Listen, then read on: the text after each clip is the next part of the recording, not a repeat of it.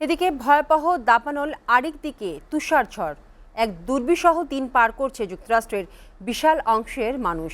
পশ্চিমাঞ্চলের অঙ্গরাজ্য California loss অ্যাঞ্জেলেসে শহরে 5 দিনেও আগুন পুরোপুরি নিয়ন্ত্রণে আসেনি। নিহত হয়েছে অন্তত 16 জন। এদিকে দেশটির উষ্ণ অঙ্গরাজ্যগুলোতে ব্যাপক তুষারপাত চলছে। বিস্তারিত আরও জানাচ্ছেন সুবর্ণা রহমান। কোটি কোটি মানুষের ভালোবাসায় ফ্রিজ, টিভি এবং এসিতে দেশের 1 নম্বর ব্র্যান্ড ওয়ালটন।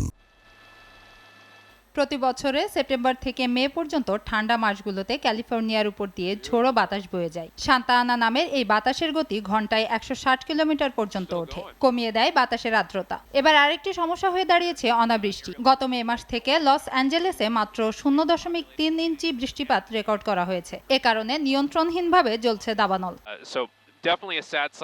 আগুনে ক্যালিফোর্নিয়ার 10,000-এর বেশি অবকাঠামো পুড়ে গেছে। শুক্রবার পর্যন্ত দাবানলে $150 বিলিয়ন ক্ষয়ক্ষতির তথ্য দিয়েছে আবহাওয়া বিষয়ক তথ্য সরবরাহকারী ওয়েবসাইট অ্যাকুওয়েদার। লক্ষাধিক মানুষ শহর ছেড়েছেন। এখন দিক পরিবর্তন করে শহরের পশ্চিম দিকে সান্তা মনিকা থেকে মালিবু এলাকা পর্যন্ত জ্বলছে দাবানল প্যালিসেডস। একই সঙ্গে এখনো 6টি দাবানল জ্বলছে। সেখানকার মানুষকে বাধ্যতামূলকভাবে সরে যেতে বলা হয়েছে।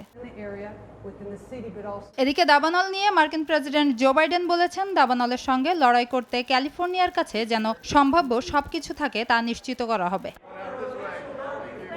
পশ্চিমে যখন দাবানল, তখন দক্ষিণ ও মধ্য পশ্চিমে সম্পূর্ণ ভিন্ন এক আবহাওয়া। সাধারণত উষ্ণাঞ্চল হিসেবে পরিচিত নিউ মেক্সিকো, জর্জিয়া ও টেক্সাস সহ দক্ষিণের অঙ্গরাজ্যগুলোয় চলছে বৃষ্টি ও তুষারপাত। তাপমাত্রা নেমে গেছে হিমাঙ্কের নিচে।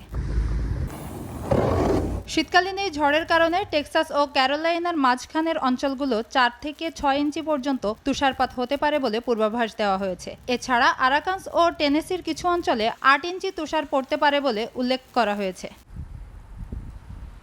টেক্সাসের ডালাস, ফোর্ট ওর্থ ও আর্লিংটন শহরে স্কুল বন্ধ ঘোষণা করা হয়েছে। এছাড়া ডালাস ও ফোর্ট ওর্থে 1000-এর বেশি ফ্লাইট বাতিল করা হয়েছে।